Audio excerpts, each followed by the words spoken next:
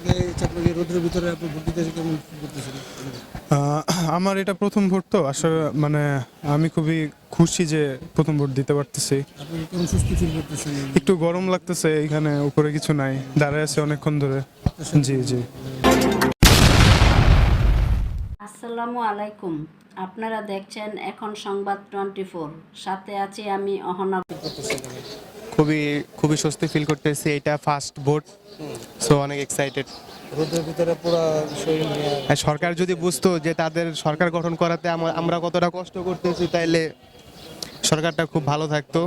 হ্যাঁ, অবশ্যই। 17 বছর পরে ভোট দিতে আসছেন, কেমন স্বস্তি লাগতেছে?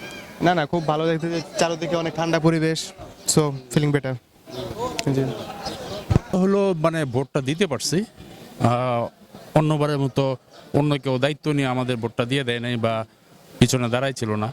এটা হলো সবচেয়ে পাওয়া, যে পিছনে আমাদের হেল্প করার জন্য কেউ দাঁড়াই ছিল না বা অন্য কেউ দায়িত্ব নিয়ে আমাদের ভোটটাও দিয়ে দেয় নাই।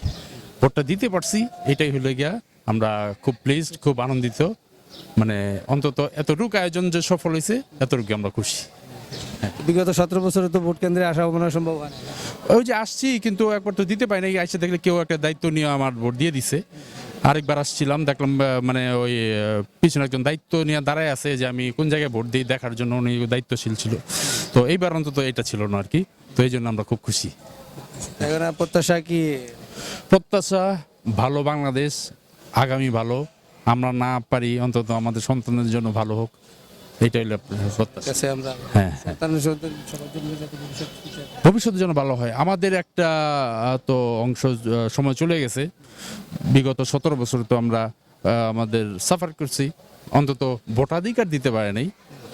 তো আমরা চাই না আমরা আমাদের বাকি সময় এবং আমাদের সন্তানদের সময় এমন না যাক, ভালো একটা বাংলাদেশ চাই। যাই হোক না কেন, সবাই ভালো থাকুক।